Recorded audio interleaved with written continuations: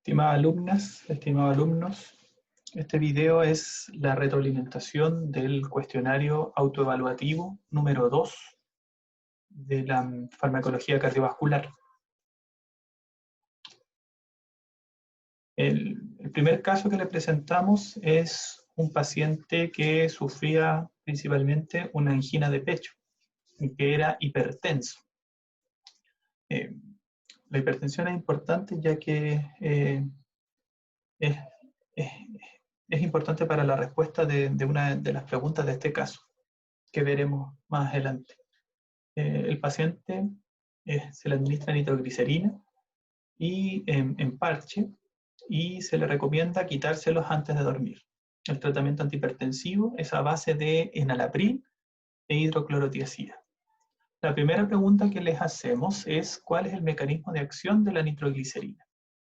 Y como todo nitrato, dicho nitrato, los que se utilizan comúnmente, la nitroglicerina, el dinitrato de isosorbide y el nitroprusiato de sodio.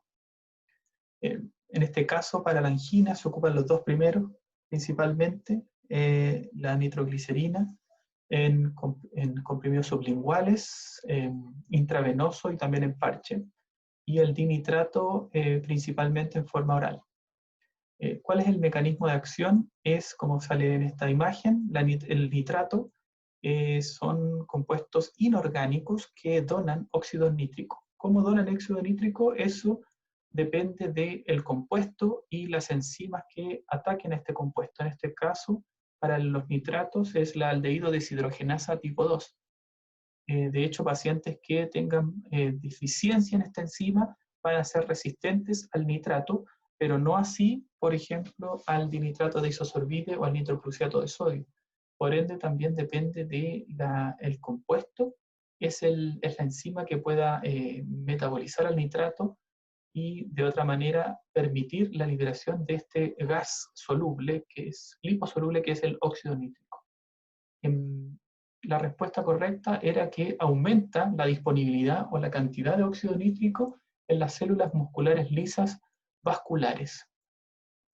Como ven acá, el nitrato es metabolizado en la célula muscular lisa y liberando el óxido nítrico, el cual activa a la guanilato ciclasa soluble que se encuentra en la célula. Esta transforma el GTP en GMP cíclico, y el GMP cíclico es el que el que permite la inhibición de la miosina para generar la relajación.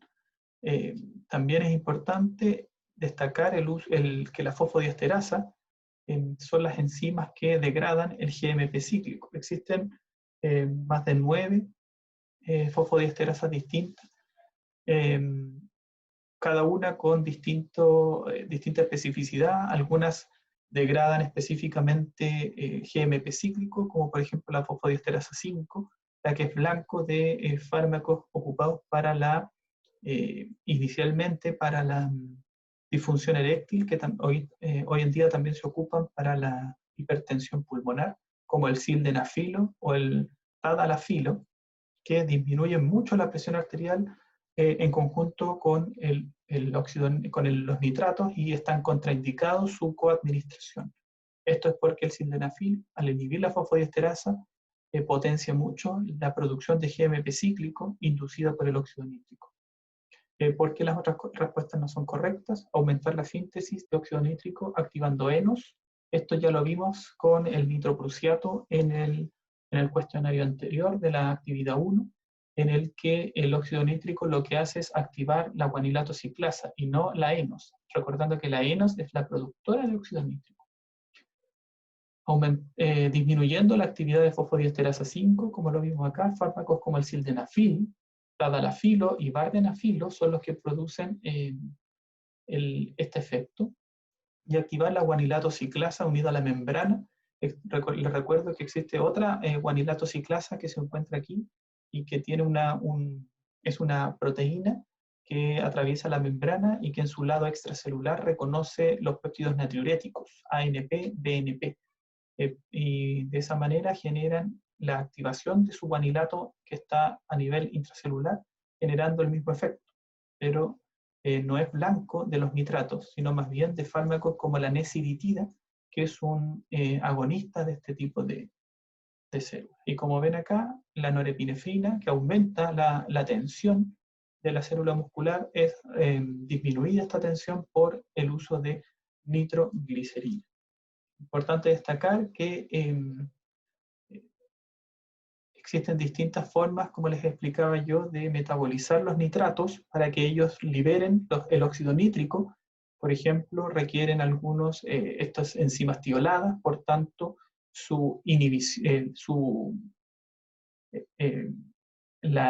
el metabolismo extenso del nitrato en el tiempo va disminuyendo la disponibilidad de estas enzimas activadoras, por tanto, generan mucha tolerancia estos fármacos a base de nitratos que liberan óxido nítrico. También les coloco acá una tabla en la cual ustedes pueden ver las diferencias entre ellos, ya sea distinta ruta, como la sublingual, oral, transdérmica o intravenosa. El inicio de acción, el cual es más rápido, como observan acá, obviamente por vía sublingual u intravenosa, y esto por farmacocinética, debido a que evitan la absorción a nivel, o su absorción es mucho más rápida, y la llegada al sitio blanco es más rápida, y por tanto la duración de acción también se ve aumentada cuando la cantidad o el metabolismo es más lento, como por ejemplo en la vía oral o en la vía transdérmica, en el que la liberación o la absorción es más proporcionada. También destacar que la nitroglicerina no se puede aplicar o dar por vía oral, solo sublingual, ya que es degradado extensamente a nivel hepático, y en este caso el más utilizado es el dinitrato de isosorbide, en el que su inicio de acción es mucho más lento, por tanto uno evitaría el uso en una crisis anginosa aguda, pero sí para una mantención en una terapia más profiláctica crónica con dinitrato. O también podría ser el uso transdérmico, como en este caso, para el paciente. La vía intravenosa es en condiciones más agudas, más complicadas, incluso cuando puede existir insuficiencia cardíaca debido a este problema, en el cual se utiliza nitroglicerina o dinitrato por vía intravenosa. En la pregunta 2, ¿por qué se le recomienda al paciente el retiro nocturno del parche? Y esto, como dice la respuesta correcta C, es por la tolerancia que se produce con el uso de los nitratos. Como observan en esta imagen, la noradrenalina induce la contracción de la célula muscular lisa y la nitroglicerina lo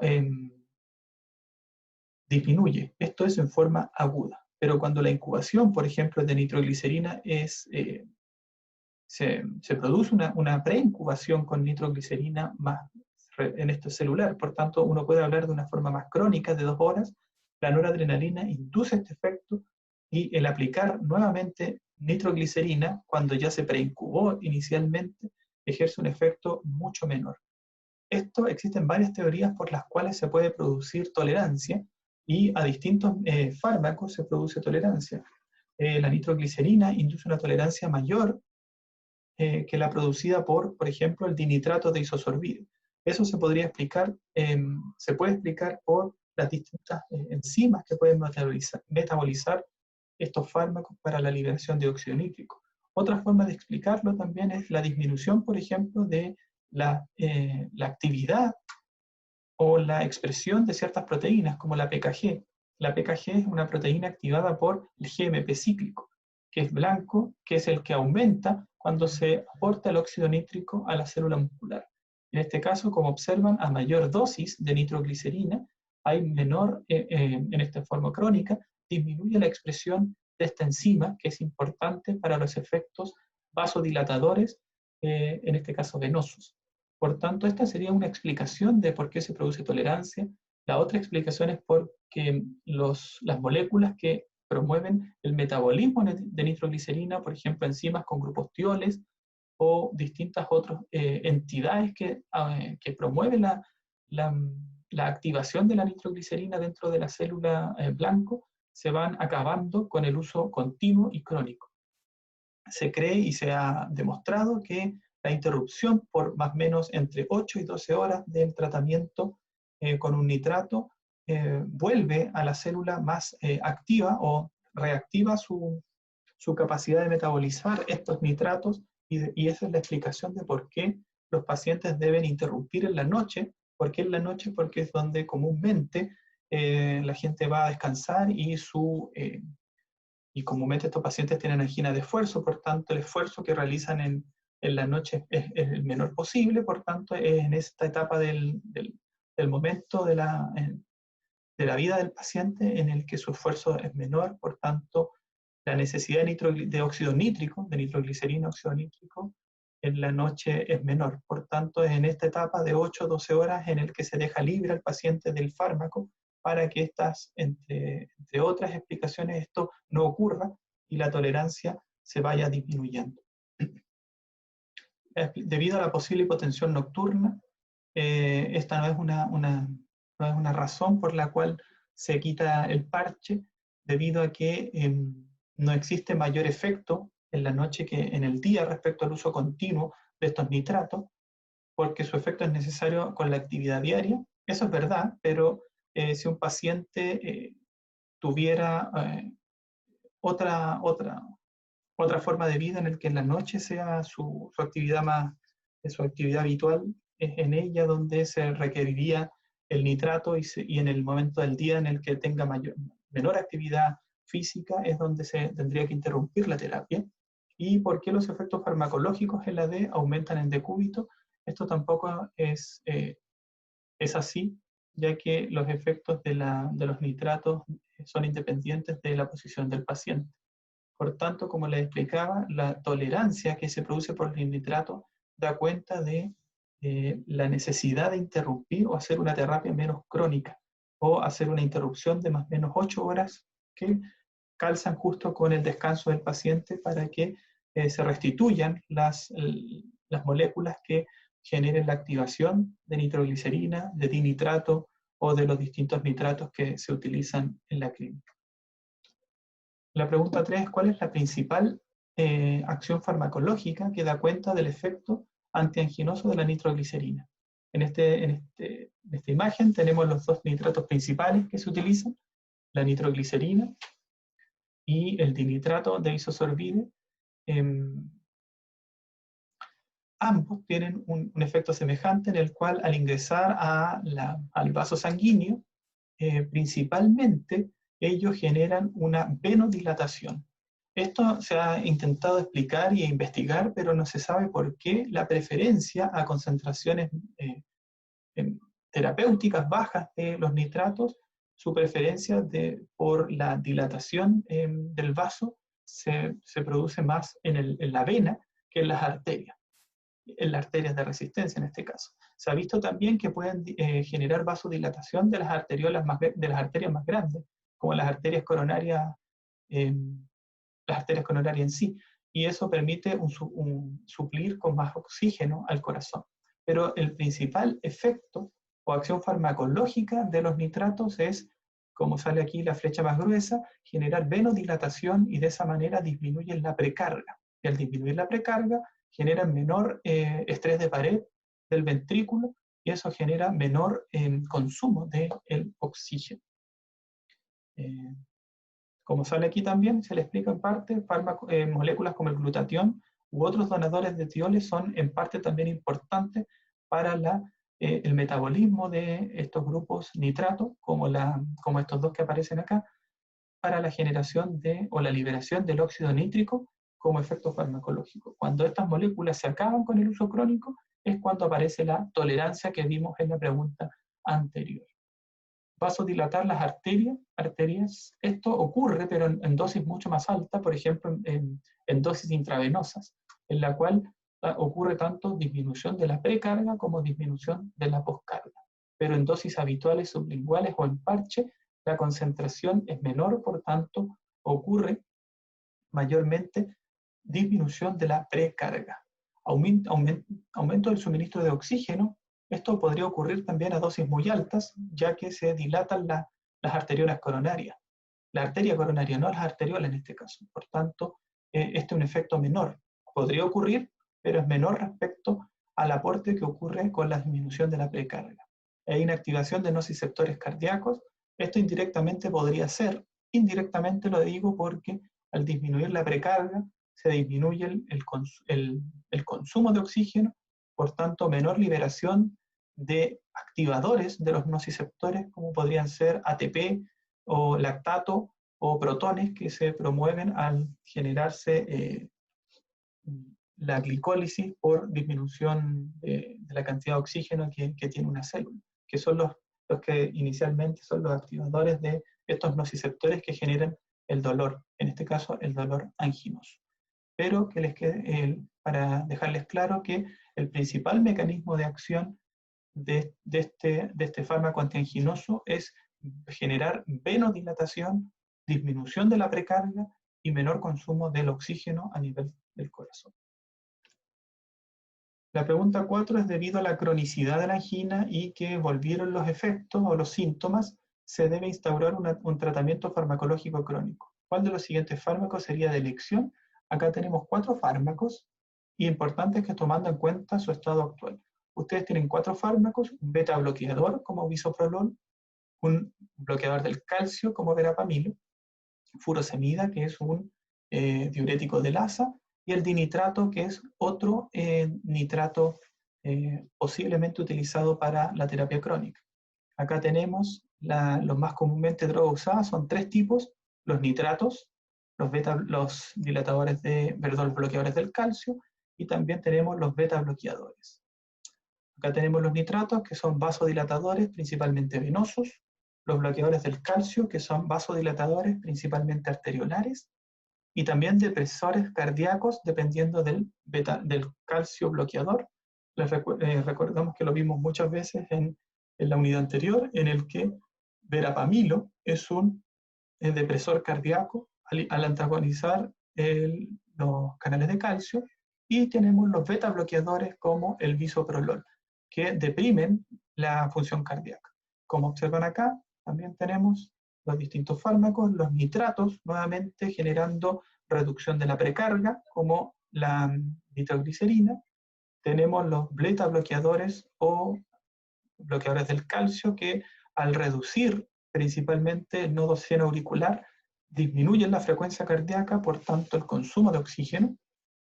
Y por otro lado también tenemos los dilatadores arteriolares, que se ocupan en menor medida. Estos son los 3 fármacos, los 3 grupos farmacológicos más utilizados.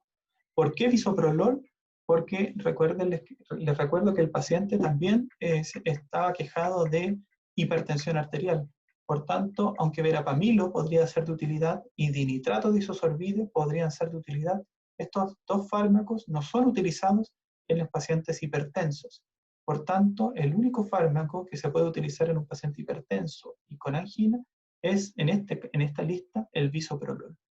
Furosemida no tendría mucha utilidad porque su efecto es más bien crónico y no es tan agudo, salvo en la eliminación de líquido y en uso intravenoso para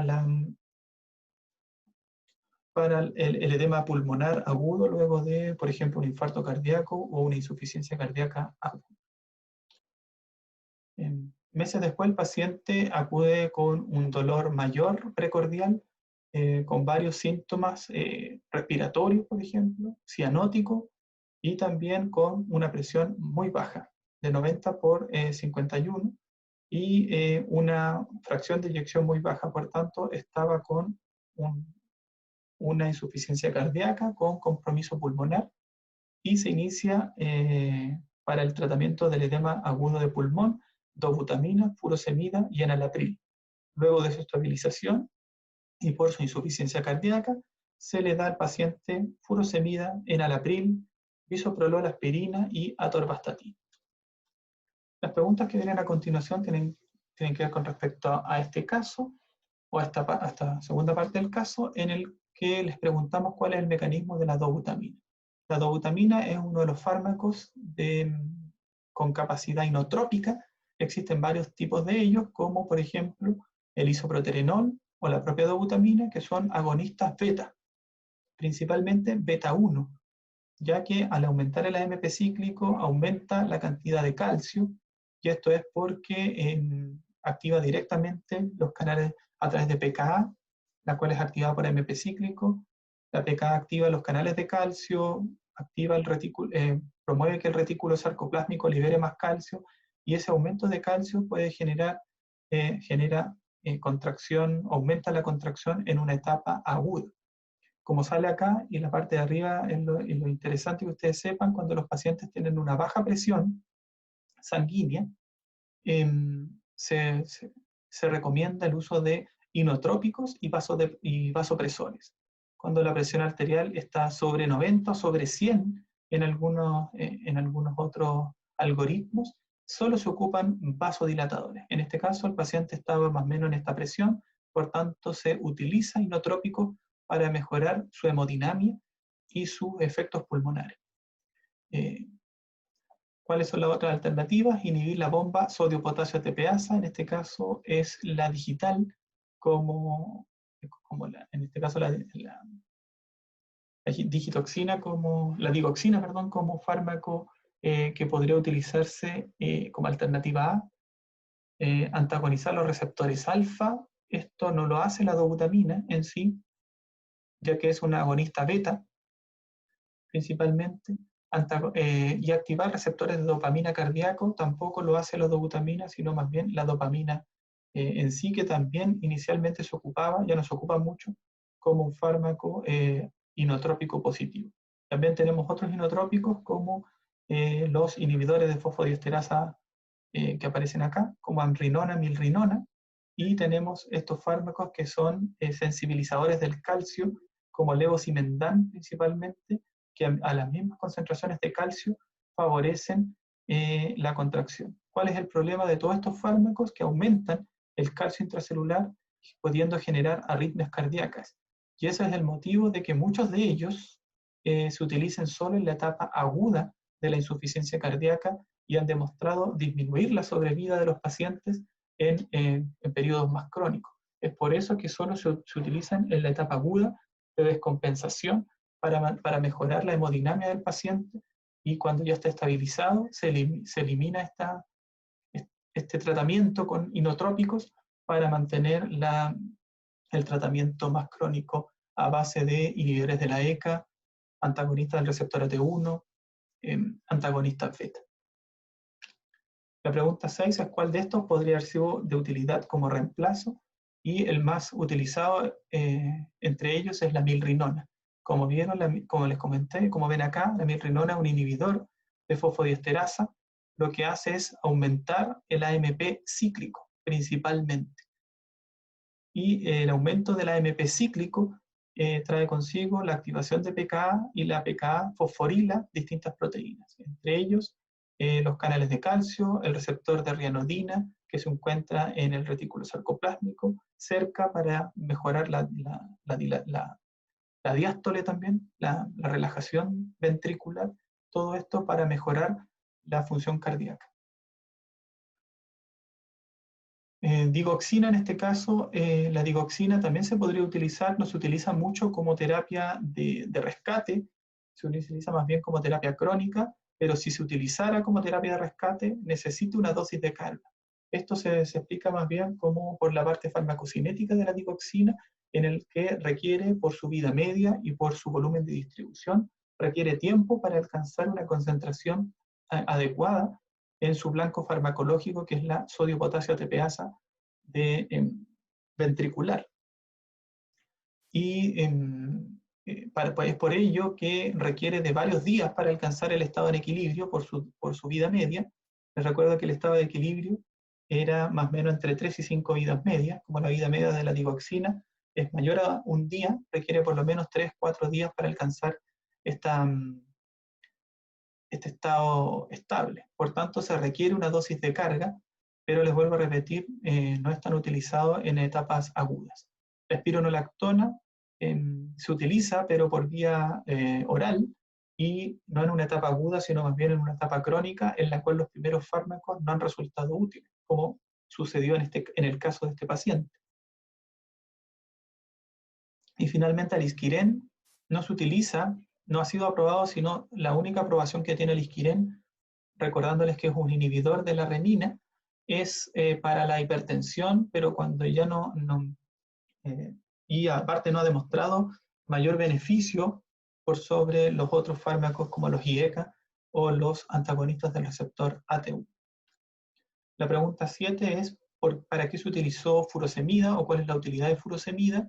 Y en este caso es para disminuir la presión de la venosa central y el edema pulmonar.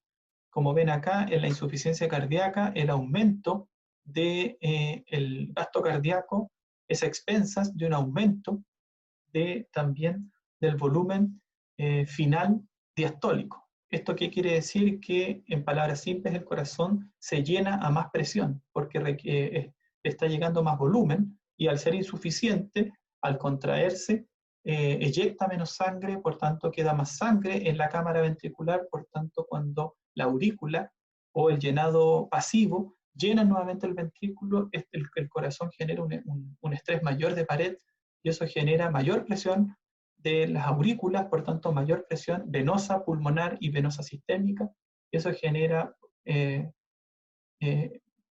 edema pulmonar en este caso o edema periférico. En este caso el paciente estaba con edema pulmonar, por lo que les expliqué, por tanto lo que se utiliza farmacológicamente es disminuir esta presión y para ello se tiene que disminuir la precarga para que el corazón se llene a menos o que le llegue menos sangre a las cámaras ventriculares para disminuir esta presión. Y eso ha demostrado que la disminución de la presión por disminución de líquido con el diurético genera un mejor rendimiento cardíaco a través de, evidenciado aquí por un mejor gasto, por tanto mayor eyección de sangre y eso genera disminución de la presión ventricular, por tanto menor presión auricular y menor presión en las venas pulmonares y periféricas, por tanto disminuye el edema rápidamente, sobre todo con su uso intravenoso en la terapia aguda.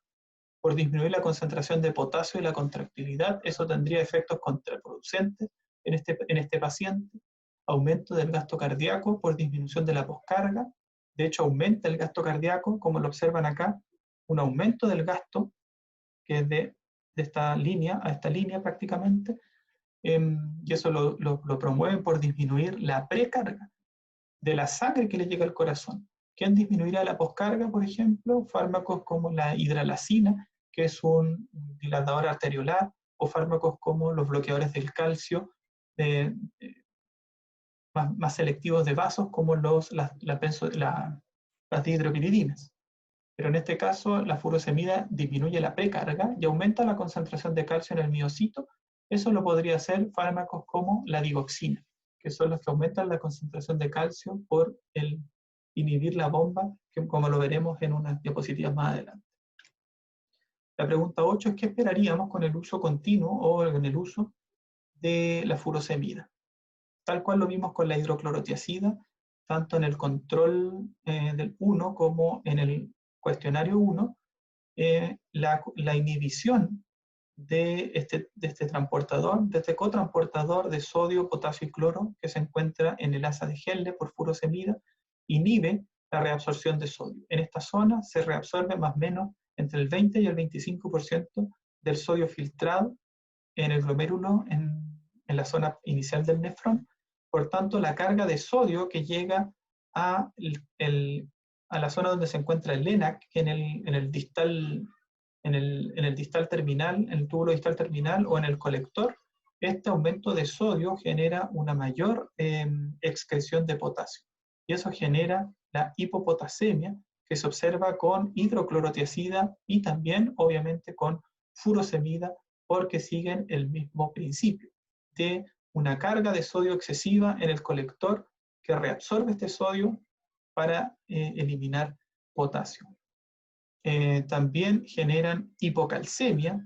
Esto se debe a que al inhibir la entrada de sodio no ocurre el cambio de cargas que existe normalmente para que el sodio, el calcio y el magnesio puedan ingresar. En este caso, lo que produce la furosemida es una hipocalcemia, y una hipomagnesemia. Ambos, lo que sale lo contrario acá, una hipermagnesemia y una hipercalcemia. Lo que ocurre normalmente es que la entrada de sodio trae consigo la entrada de calcio y magnesio. Por tanto, al inhibir la entrada de sodio y cloruro, genera una mayor entrada o reabsorción de calcio y magnesio, por tanto, se pierden estos cationes divalentes. Y por otro lado, hipoglicemia en sí se ha demostrado que en menor efecto que las tiazidas, tienen un efecto hiperglicémico, les vuelvo a repetir, aunque en menor medida que las tiazidas. Por tanto, por lo pronto se podría esperar una euglicemia, una glicemia normal, pero nunca una hipoglicemia. La pregunta 9, ¿cuál de los siguientes efectos farmacológicos es uno de los producidos por bisoprolol? En este caso, el bisoprolol lo que hace en este paciente es en parte disminuir, como ya les comenté, el consumo de oxígeno, por tanto se utiliza para el dolor, inicialmente de tipo anginoso, pero también y es como la respuesta que aparece aquí, disminuyen el consumo de oxígeno de parte del corazón por la disminución del inotropismo, por tanto, de la contractilidad y también del cronotropismo a través de las distintas interrupciones del nodo o el lentecimiento de la automaticidad de los nodos senoauricular y auriculoventricular. Todo esto trae consigo disminución en el consumo de oxígeno, por tanto, disminuyen el dolor de tipo anginoso. En los pacientes con insuficiencia cardíaca también se ha demostrado que los antagonistas beta generan un efecto de retroalimentación en el receptor. ¿Esto qué quiere decir? Que un antagonista, al ocupar el receptor beta 1, le señala a la célula que se requiere más receptores y la célula en el tiempo va aumentando la expresión de receptores, lo que favorece la función cardíaca. Y por otro lado, el antagonismo beta también disminuye los efectos tóxicos que producen sustancias, en este caso la norepinefrina, que van generando estrés celular con mayor consumo de oxígeno y apoptosis de los cardiomiocitos. En este caso, los antagonistas beta o beta bloqueadores tienen muchas funciones. Una de ellas, disminuir el consumo de oxígeno. La otra, evitar los efectos tóxicos de la norepinefrina en el tiempo. Y por otro lado, aumentar por retroalimentación los receptores beta disponibles y de esa manera mejorar la función cardíaca paulatinamente. Disminuir la precarga, en este caso esto lo harían los diuréticos, como lo vimos con la furosemida, y aumentar la concentración de potasio. Este no tiene asidero en este caso, no aumentan la concentración de potasio y tampoco tendría utilidad en el paciente. El paciente luego va a su control, donde sigue experimentando síntomas, por tanto se le da espironolactona y digoxina. ¿Cuál es el mecanismo de la espironolactona? La espironolactona es una molécula también llamada antagonista de aldosterona o diurético agarrador de potasio, que es el tercer nombre que se le puede atribuir a este tipo de fármacos, y lo que hacen es bloquear o antagonizar los receptores nucleares donde actúa la aldosterona. Y al bloquear los efectos de la aldosterona,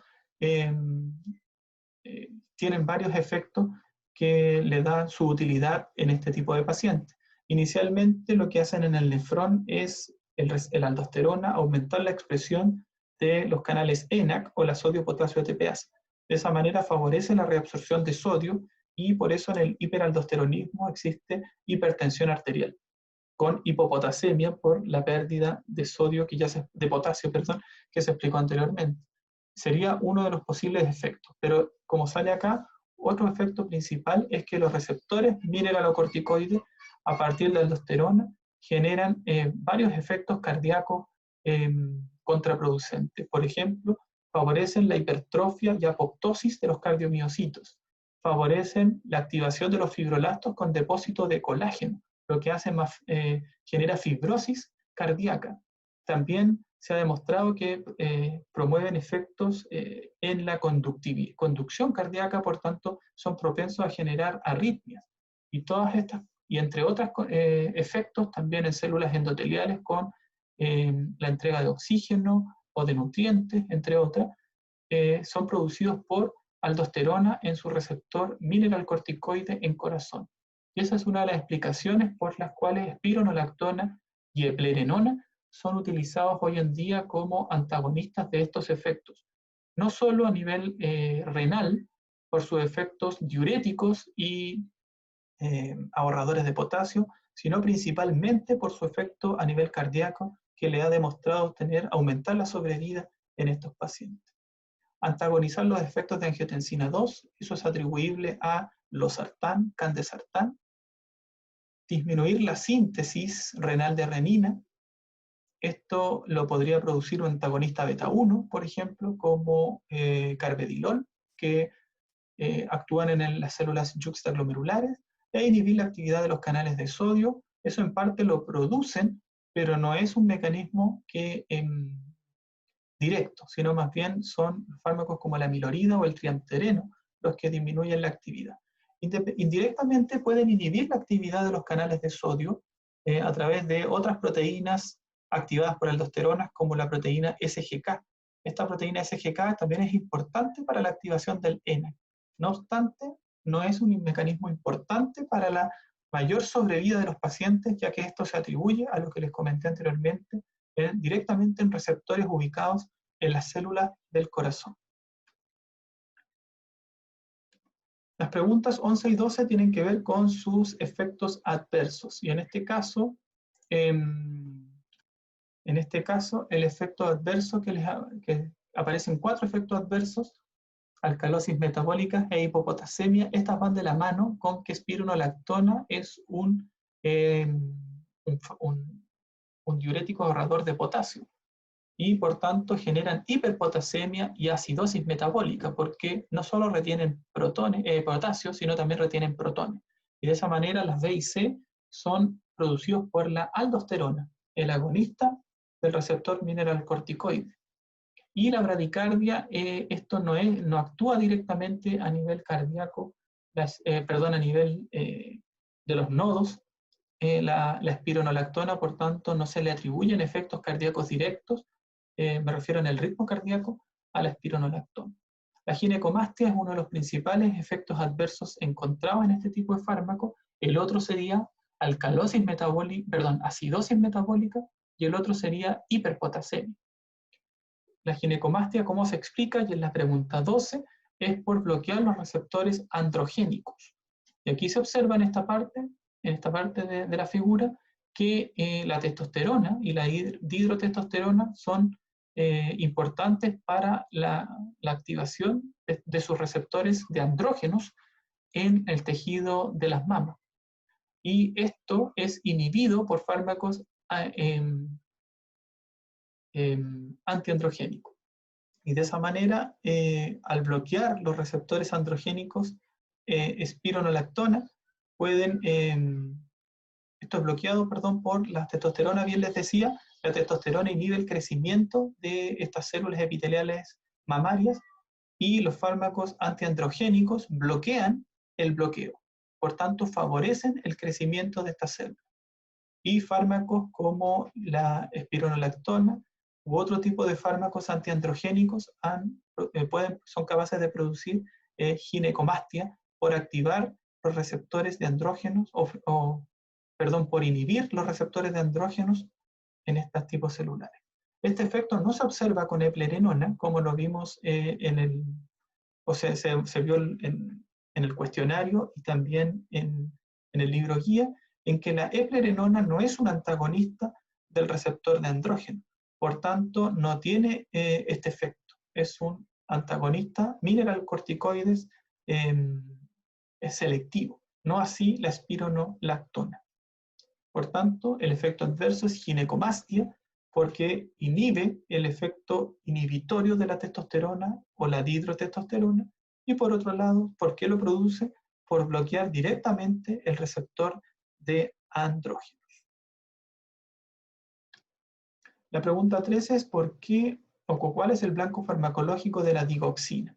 La digoxina actúa directamente en en esta ATPasa de sodio-potasio, se ubica directamente en la zona de reconocimiento de los iones potasio en la enzima, en la parte extracelular, y de esa manera bloquea el intercambio de sodio por potasio a nivel de la célula ventricular. En este caso, la acumulación del sodio, porque se evita su salida con la enzima, la acumulación de sodio genera una activación reversa de este transportador de sodio-calcio, lo que genera la salida de este sodio que se acumula por la entrada de calcio. El calcio acumulado en la célula se almacena en el retículo sarcoplásmico, por cuanto cuando llegue un nuevo potencial de acción cardíaco, hay mayor cantidad de calcio disponible para que éste sea liberado y generar mayor contracción. Y de esa manera genera un inotropismo positivo, y es el principal efecto por el cual se utiliza la digoxina en la insuficiencia cardíaca. Por tanto, el blanco farmacológico es la sodio-potasio ATPasa. Y al bloquear esto, indirectamente favorece la entrada de calcio y su almacenamiento en el retículo sarcoplásmico. El intercambiador de sodio-calcio es importante, pero no es blanco directo del fármaco. El canal de potasio rectificador de entrada, este tampoco es importante para algunos antiarrítmicos y receptores muscarínicos auriculares. Esto tampoco es importante para el inotropismo, en el caso de la digoxina. ¿Cuáles de los siguientes efectos adversos esperaría encontrar usted con el uso de digoxina? Principalmente, como ven acá, ocurren efectos adversos a nivel gastrointestinal. La gran mayoría de los pacientes generan o se les produce náusea, vómito y anorexia con el uso de digoxina, pero principalmente los mayores efectos adversos se producen a nivel cardíaco. Y esto se puede dividir en dos efectos directos. Primero, la digoxina tiene dos efectos, el que les comenté anteriormente, que es aumentar la cantidad de calcio ventricular. ¿Y eso qué favorece? Una mayor contracción mientras llegan los potenciales de acción, como se explicó en la diapo anterior. Por otro lado, el aumento de calcio también puede aumentar la entrada de sodio por este mismo transportador que saca sodio e ingresa calcio. También puede actuar en forma reversa y sacar calcio que se acumula y entrar sodio. Y al entrar sodio, esto hace que se favorezca o se llegue más pronto a los umbrales y pueda generar distintos efectos proarrítmicos en los ventrículos y generar arritmias ventriculares, incluidas taquicardias ventriculares o fibrilaciones ventriculares. Por tanto, uno de los efectos adversos atribuidos a la digoxina en dosis altas, y recordándoles que la digoxina tiene una ventana estrecha de terapéutica, les recuerdo que la ventana terapéutica es la concentración en la que genera efectos farmacológicos versus la concentración que tiene efectos tóxicos o adversos. Esta ventana es muy estrecha, por tanto, distinta el aplicar una concentración un poco más alta o distintos polimorfismos de los pacientes respecto a la metabolización o la absorción del fármaco puede generar fácilmente efectos tóxicos. En este caso, de arritmias ventriculares. Pero por otro lado, las partes superiores que observan acá se deben a otro efecto farmacológico que tiene la digoxina, que es la que es activar o generar la activación de varoreceptores. La activación de varoreceptores induce la activación del sistema parasimpático con la liberación de acetilcolina, y la cual actúa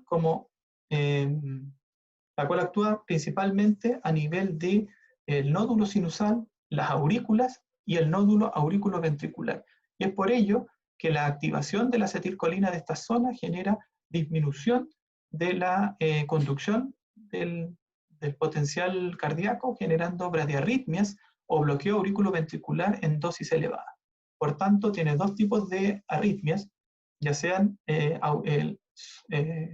supraventriculares con bradicardia o bloqueo auriculoventricular y ventriculares con taquicardias ventriculares o fibrilación ventricular. Por tanto, los efectos cardíacos de altas dosis pueden generar arritmias ventriculares. El caso 2 es de un paciente de 75 años que consulta por palpitaciones y pulso irregular. Se le determina taquicardia asociada a una fibrilación auricular, por lo que, como lo vimos en la unidad 2 de cardiometabólico, sí o sí estos pacientes, el tratamiento inicial es con un anticoagulante. Puede ser heparina, puede ser rivaroxaban, como lo vimos, y este tratamiento también va seguido por verapamilo. Esto es para controlar la frecuencia ventricular, ya que la fibrilación auricular comúnmente va asociada a una taquicardia cardíaca. Por tanto, se debe controlar la posibilidad de generar un coágulo, principalmente que afecta o que genera accidentes cerebrovasculares, y también controlar la frecuencia cardíaca con un bloqueador como verapamilo. Luego de estabilizar al paciente, se va a su domicilio con bisoprolol y rivaroxaban para controlar la frecuencia tanto cardíaca como evitar los coágulos. Pero debido a la reincidencia de su arritmia, en este caso el paciente volvió a tener fibrilación auricular, se inicia amiodarona oral para controlar el ritmo y también para controlar la arritmia. La pregunta 15 es: ¿cuál es el principal lugar de acción del verapamilo? El verapamilo, como bien aparece en esta zona, pero también lo indicamos en la parte de dihidropiridinas o los bloqueadores del calcio, actúa principalmente en canales de calcio que se encuentran en el nodo seno auricular, pero principalmente aurículo-ventricular. Y de esa manera disminuyen la pendiente, que es la que genera la activación de las células del nodo auricular, seno auricular y aurículo-ventricular. De esa manera se hace más lenta la conducción y por tanto genera un bloqueo de esta zona. Y de esa manera los pacientes con una fibrilación cardíaca, una fibrilación auricular, se les trata con bloqueantes de la frecuencia cardíaca, como los beta bloqueantes o los bloqueadores de los canales de calcio. De esa manera, los pacientes con fibrilación auricular y taquicardia controlan la frecuencia cardíaca a través de este tipo de fármacos. Las otras respuestas, como las miocitos ventriculares, en ellos también podrían actuar estos fármacos, pero no es la acción farmacológica que disminuya la frecuencia cardíaca, sino más bien esto podría generar disminución del inotropismo y generar una menor eyección de sangre. En los vasoreceptores no existen muchos fármacos, excepto la digoxina, como lo vimos anteriormente, que son activados por este tipo de fármacos, pero no por verapamilo. Y las arteriolas de resistencia, esto es real, que las arteriolas de resistencia son en blanco de este tipo de fármacos, como verapamilo, diltiazem y también las dihidropiridinas, pero no es el principal lugar de acción que le dé utilidad a este paciente, porque lo que nosotros queremos es controlar la frecuencia cardíaca. Y cuál de estas zonas controla la frecuencia cardíaca son el nódulo auriculoventricular, que es donde se encuentran los canales de calcio, que son blancos para fármacos como el verapamilo o el diltiazem. ¿Cuál es el blanco del verapamilo? Bueno, ya lo vimos, que es los canales de calcio. Acá tenemos los 4 principales grupos de antiarrítmicos, donde en el grupo 4 aparecen el verapamilo como un bloqueador del canal de calcio. Y como bien sale acá, suprimen las taquicardias supraventriculares y también las taquicardias asociadas a fibrilación auricular, flúter o aleteo auricular y a la taquicardia auricular. Todas estas condiciones generan taquicardia cardíaca por un aumento del automatismo o de la activación de ciertas zonas que se encuentran sobre el haz de His o los ventrículos, para inducir arritmias taquicárdicas en el corazón. De esa manera, la interrupción del nodo, como lo vimos en la respuesta anterior, disminuye la fibrilación, perdón, la taquicardia o el paso de potenciales desde las aurículas que están activándose rápidamente al ventrículo. Y por tanto se controla la frecuencia cardíaca. También tenemos los otros grupos que acá están resumidos para que ustedes lo tengan. Tenemos los que actúan en el canal de sodio, los del grupo 1A. Estos retrasan la repolarización porque fármacos como la procainamida, disopiramida o quinidina también actúan en canales de potasio.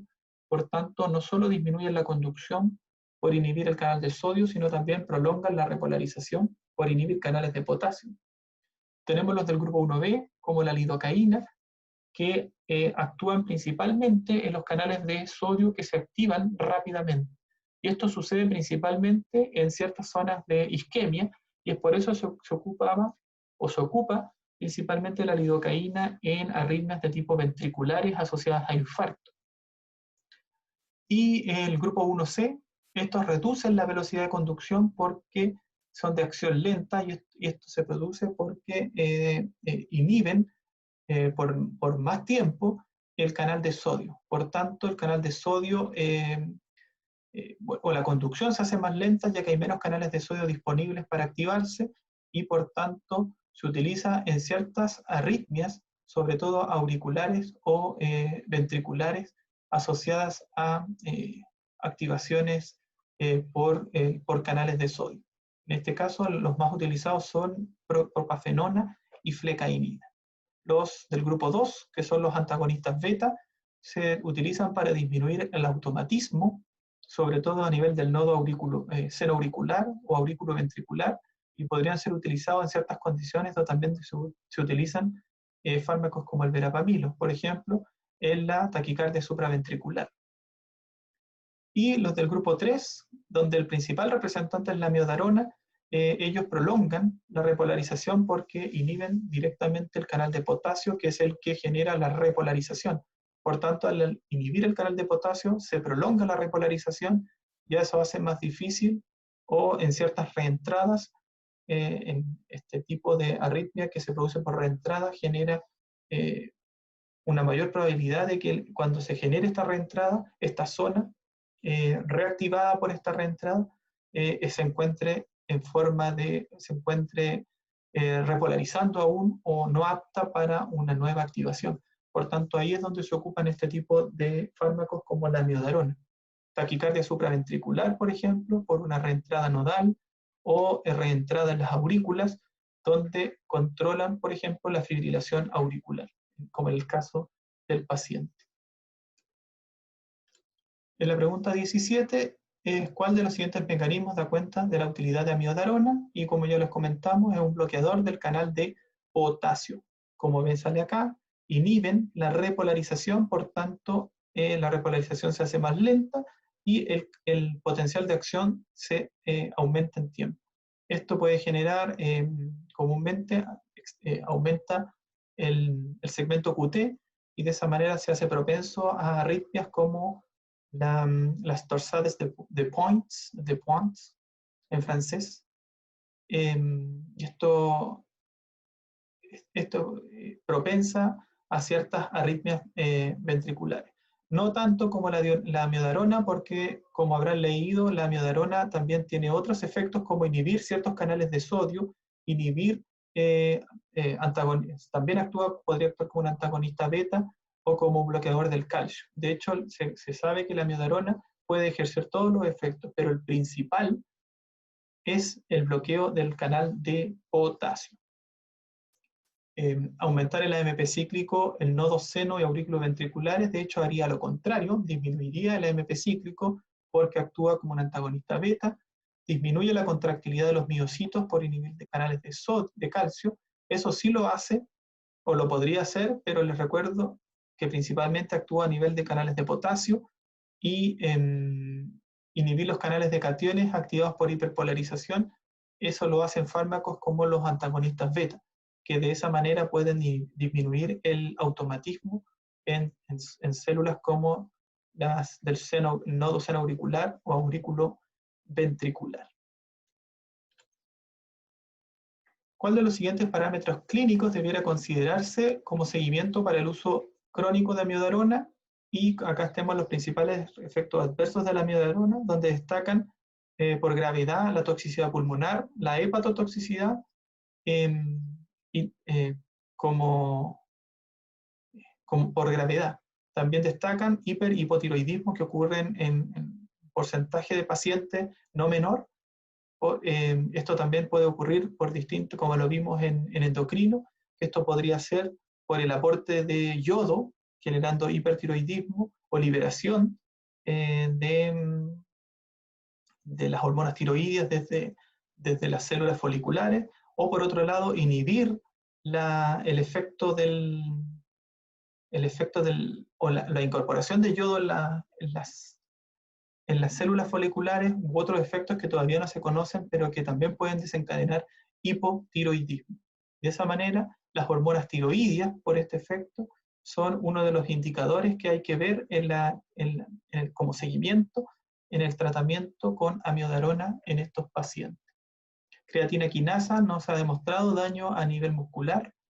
Creatinina plasmática tampoco se ha visto mucho efecto a nivel renal y tampoco a nivel óseo, sino principalmente se afecta hígado, en menor medida pulmón de gravedad, generando fibrosis pulmonar e hipertiroidismo. También hipotensión por antagonizar receptores alfa-1, digestivas por efectos directos, y fotosensibilidad también se ha visto. Pero en este caso la respuesta era hormonas tiroideas, porque se afecta la función tiroidea. También se ha demostrado que puede ejercer efectos directos a nivel del receptor nuclear, la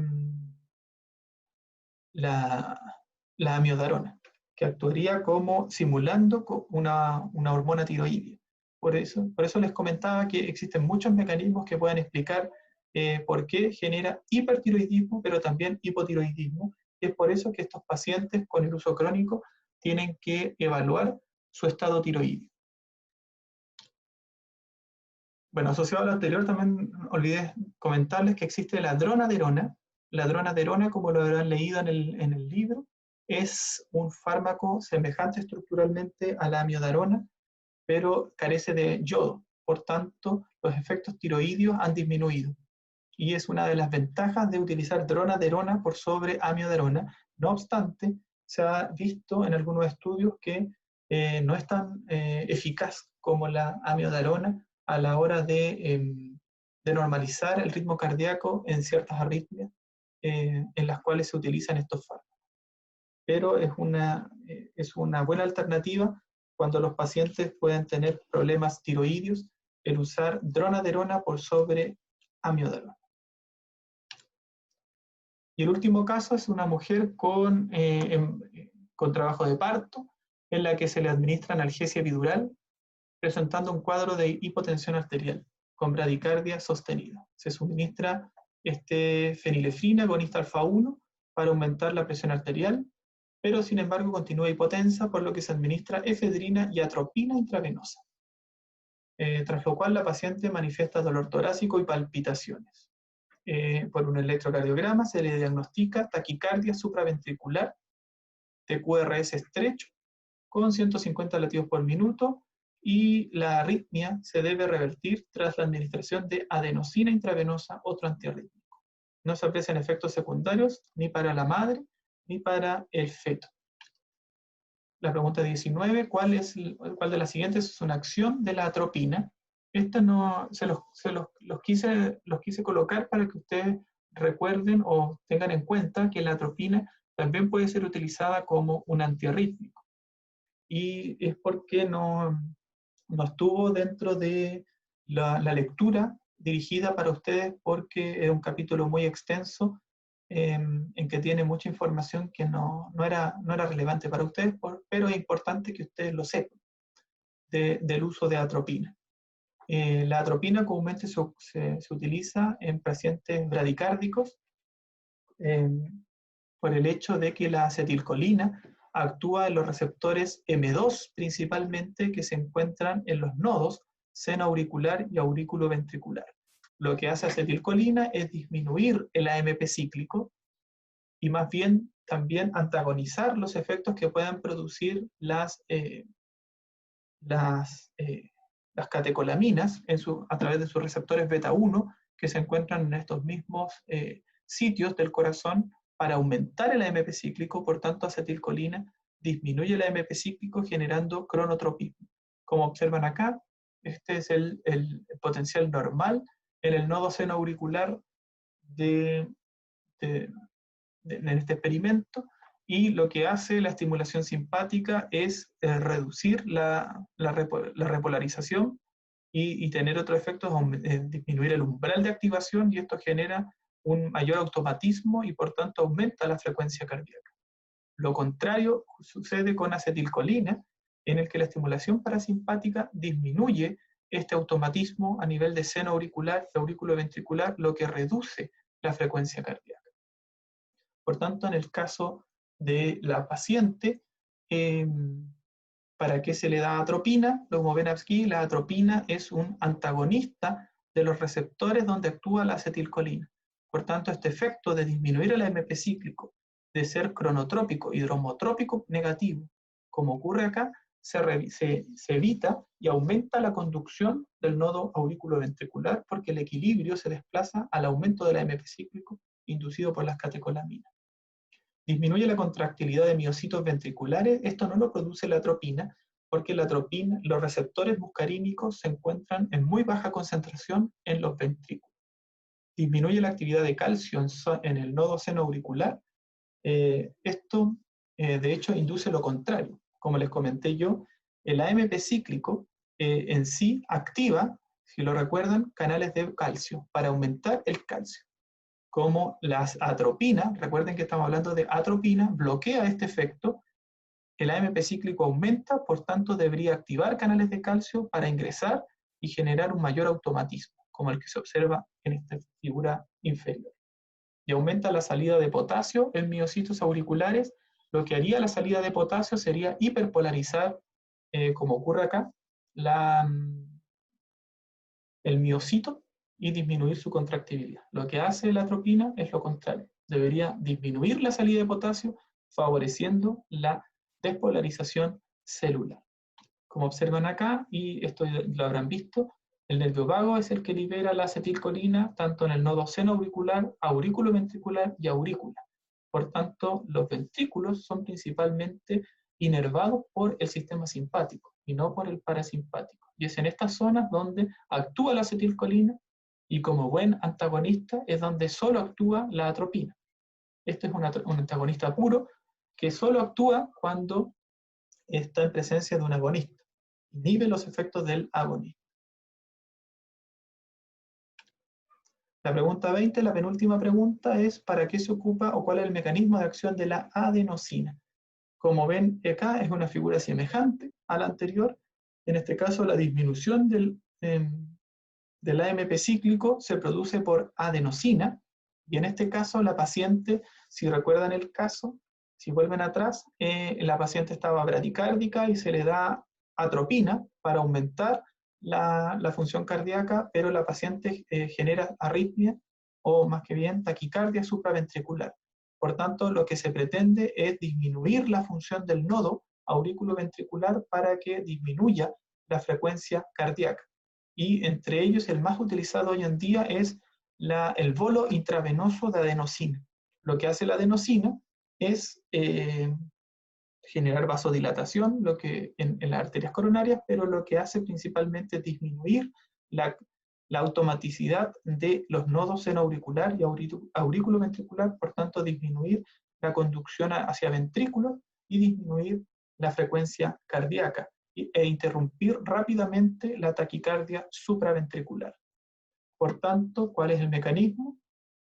Activar receptores A1 de adenosina en el nodo senoauricular, pero principalmente aurículo-ventricular, como aparece en la respuesta. Bloquear los receptores beta-1 adrenérgicos, esto lo haría, por ejemplo, atenolol o propranolol, activa los receptores de amiodarona en aurículas. Esto no tiene sentido porque la amiodarona no hay receptores de amiodarona, sería el canal de potasio en este caso, y bloquea los receptores muscarínicos en ventrículo. Eso ya lo vimos en la respuesta anterior, que aunque sería una alternativa, debería activar los receptores muscarínicos, pero les vuelvo a repetir que los receptores muscarínicos no se encuentran en los ventrículos, sino más bien en los nodos y en las aurículas. Y la última pregunta es, de no ser efectivo el tratamiento con adenosina, ¿cuál de los siguientes fármacos podría ser de utilidad en la arritmia? Acá vemos dos figuras, en la cual lo importante que ustedes sepan de esta figura es que en un paciente con taquicardia supraventricular, lo principal que se le da, como comenté anteriormente, es la adenosina, y cuando no funciona la adenosina, la otra opción es un antagonista o un bloqueador de los canales de calcio, porque lo que se pretende es que los potenciales que se producen por ABC motivo en aumentar el automatismo del seno auricular o del aurículo ventricular generan una mayor contracción del ventrículo, que es lo que observa en la taquicardia. Por tanto, la interrupción de esta conducción bloqueando el nódulo auriculoventricular con adenosina, que no funcionó, o con verapamilo, diltiazem como bloqueadores del calcio, que es donde actúan principalmente estos fármacos, sería la opción. Aquí ocurre, fisiopatológicamente, esto es lo que mayoritariamente ocurre, existe una reentrada en el nodo auriculoventricular, y esta reentrada va generando esta taquicardia supraventricular por una activación continua del nódulo auriculoventricular independiente de la activación de la aurícula o del nodo senoauricular. ¿Cómo se interrumpe esto? Aumentando el periodo refractario del nodo, y esto se hace con, por ejemplo, maniobras vagales, con liberación de acetilcolina, o con antagonistas que imiten o aumenten la señalización de acetilcolina, como lo vimos con adenosina, que también genera efectos semejantes a la acetilcolina, o como ya directamente antagonizar la entrada de calcio con diltiazem, pero principalmente con verapamilo. Y de esa manera, el masaje carotidio para la liberación de acetilcolina desde el vago, adenosina, que imita los efectos de acetilcolina, ojo, los imita en cuanto a una vía de señalización semejante, porque actúan en receptores distintos. Acetilcolina en el receptor M2 muscarínico y adenosina en el receptor A1 de adenosina. Y el otro sería verapamilo diltiazem, y el otro el beta bloqueo. Y el beta bloqueo también es porque estos tres fármacos actúan en receptores ubicados en los nodos que aumentan el periodo refractario, y de esa manera cuando ocurre la reentrada, esta zona que se reactiva con la reentrada se encuentra en periodo refractario aún, porque se extendió este periodo refractario, y de esa manera se interrumpe el paso y se vuelve a ritmo sinusal. ¿Por qué los otros fármacos no? Lidocaína, como lo vimos inicialmente, es un fármaco del grupo 1B que inhibe los canales de sodio, pero principalmente los que se activan rápidamente, y estos son principalmente los que se encuentran en zonas isquémicas. Por tanto se utiliza prácticamente y exclusivamente en arritmias ventriculares producidas por episodios isquémicos.